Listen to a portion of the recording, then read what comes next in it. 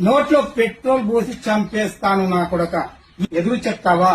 మీ నాన్న చావు బతుకుల మధ్యలో ఉంటే మీ అమ్మ నా కాళ్ళు పట్టుకుంటే నేను నీకు 25 లక్షలు ఇచ్చాను. డబ్బులిమ్మంటే నాటకాలు ఆడుతున్నావురా. స్టార్ట్. పెద్ద అన్న వద్దన్నా, నాకు జాబ్ రాగానే నీ డబ్బు మొత్తం ఈ ఊళ్ళో పెట్టి ఇచ్చేస్తానన్నా.